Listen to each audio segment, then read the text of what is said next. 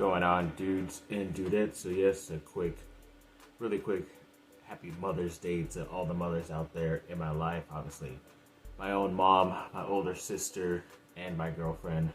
But yes, very successful Mother's Day Sunday yesterday. And of course, I didn't do any video or get any pictures, sadly. But yeah, very successful trip out there to the valley. So yes, very happy that all of them are in my life. Some of the strongest women I've ever known. And yes, definitely still thinking about you, Grandma, still, even though it's been about a year or so, which is still pretty crazy. But yeah, very successful Mother's Day, in my opinion.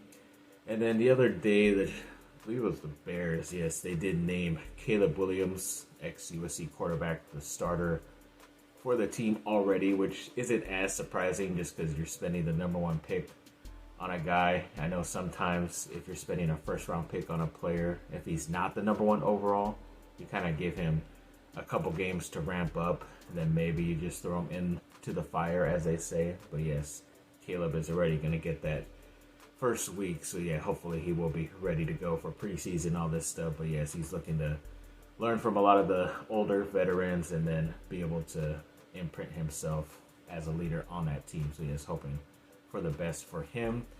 Then Duke basketball did get a commitment over the weekend, at least a transfer commitment from one of the guards from Tulane in Sion James. Very thick dude. He's already taller than Coach. He's really about like 6'4", 6'5", maybe. So yeah, he's already taller than him, and he's a lot thicker too. So yeah, they definitely have been getting a lot of guys a little bit more extra meat on their bones instead of always sticking with the younger freshman, sophomore type of guys or more athletic type of guys. But these guys are still very athletic from what I've seen with a lot of these transfers coming in. So it should be a pretty good melding of the very old and the very young coming in for Duke basketball. So looking forward to that.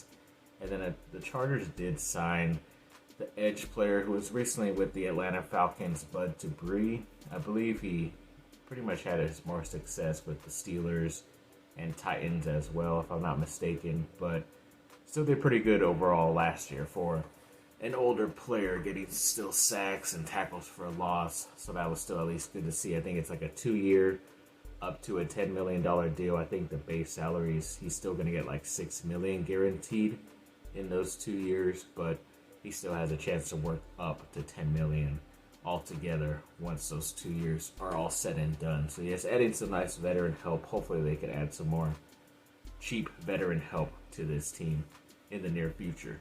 And there's a report going out there that Bronny James, ex-USC guard, has been officially medically cleared to play in the NBA, according to what the NBA Combine has come out with so far, some of the testing. So I don't think it is 100% official that he has said he is still going to stay in the draft, but it's most likely now that he will, especially that was probably the biggest hurdle he had to get over for NBA teams, is that he was officially 100% healthy and his heart was still good after what he had suffered last summer, which is still pretty crazy to think about. But yeah, looks like he is gone. Officially, I did not expect him to come back to USC either, but still was hoping he would at least try to make himself a little bit better before he headed for the pros, but I guess not. And hopefully the Lakers don't waste that first round pick on selecting him, but I think they're still going to try to get rid of that pick in a trade, but I'll talk about that in a bit. And then the USC football team did add a new defensive analyst who was actually an ex-offensive coach in the NFL. His name is Jim Hostler, I believe that's how you say it. And yes, he's going to be a new defensive analyst. But I've seen this before where guys on the opposite sides, where it's like an ex-defensive coach now being a new offensive coordinator or something like that, or the other vice versa, switching, just so I guess they could be more versatile. I think Brandon Staley, who was the ex-Chargers coach, did that. Sean McVay as well, the Rams coach, did something like that as well. So it's always good. At least you have your, guys you're trusting to be your main head coach to have experience on both sides of the ball instead of just being an expert on one side. So yeah, that's always good to see, because obviously you'd want your coach to have his imprint in everything instead of just one side. So yeah, it's pretty good that USC is adding these veteran type of guys to their staff that could only help out these young players heading in to the NFL.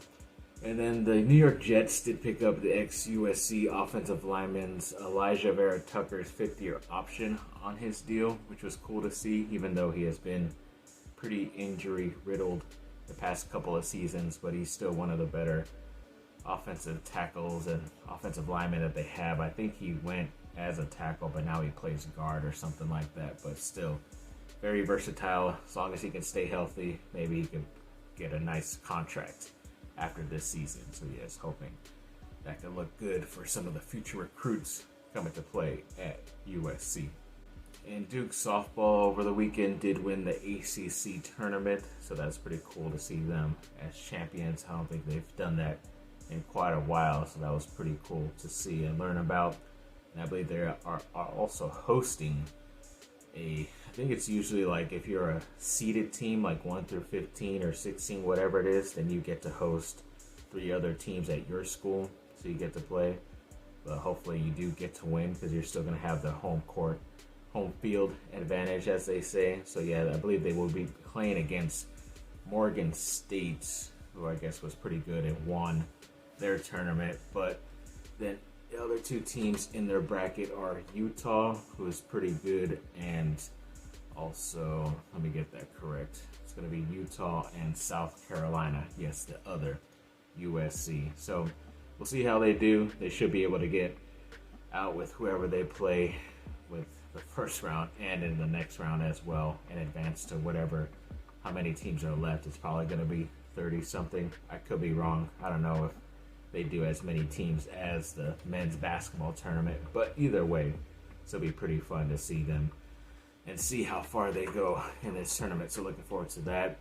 An ex-USC basketball player, Boogie Ellis, he was pretty much doing a lot of these things before the NBA Combine. I believe he wasn't invited officially to the Combine. It was Collier and Bronny, but it looks like the way he played in that the G League Elite camp, I think he just balled out, averaged over 20 points in those couple of games that he played, and did receive an official late invite to the NBA Draft Combine in Chicago. So that's pretty good for him. Obviously, he's already going to make a G League team if they already liked him that much there, but now he has a chance to try to get drafted late into some of these regular NBA rosters. So yeah, that's pretty nice get for him.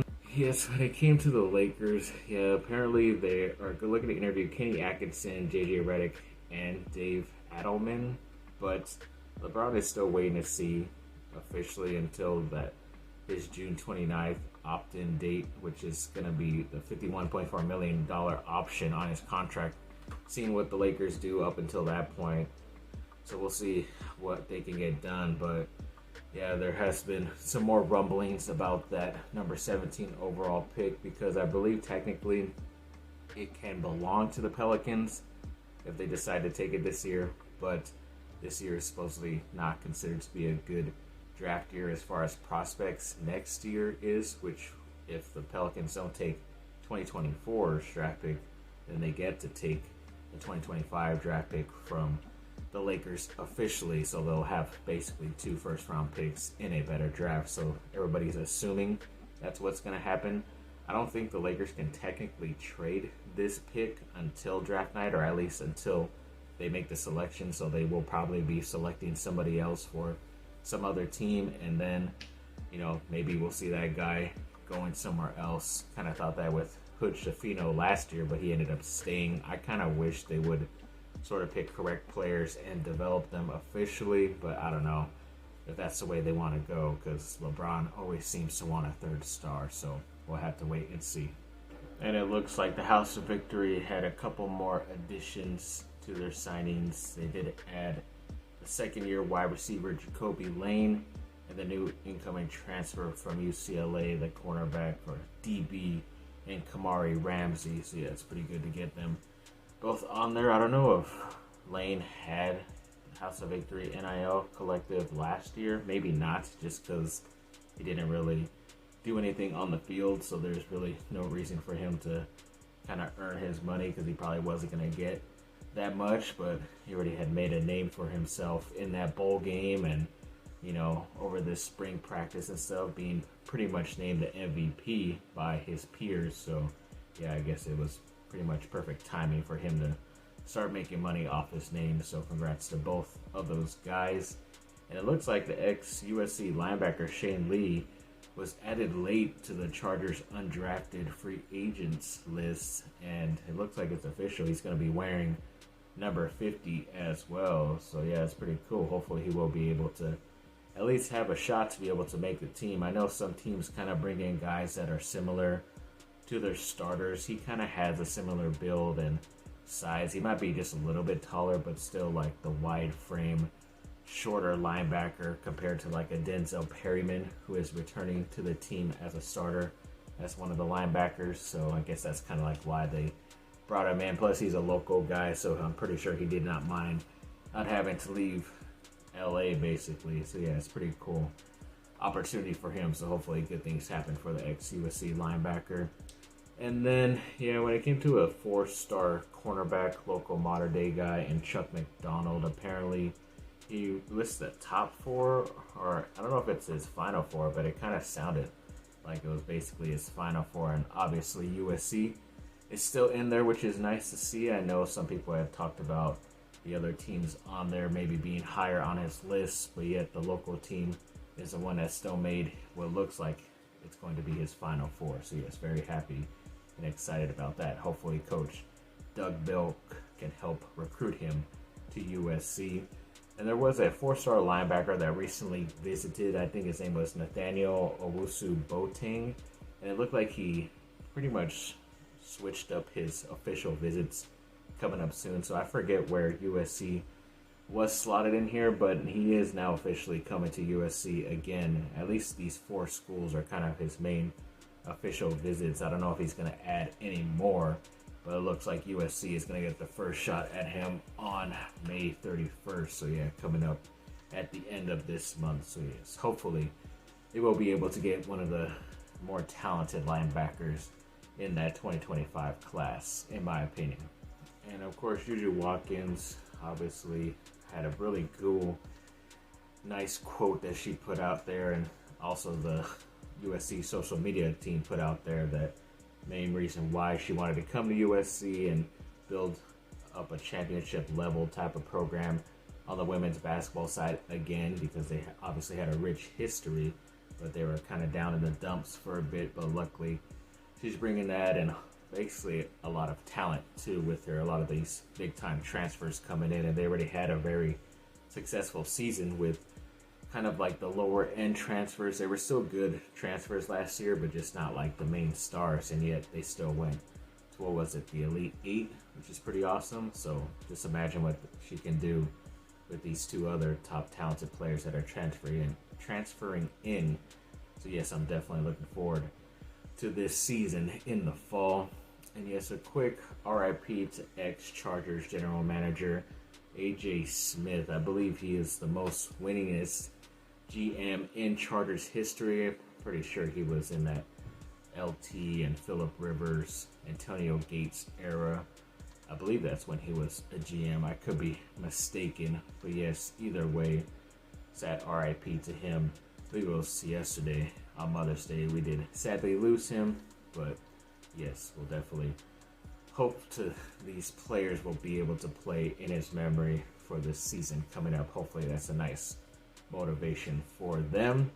So yes, thanks for watching, people. Like and subscribe, comment down below, let me know what y'all think. Have a great rest of your day. Bye.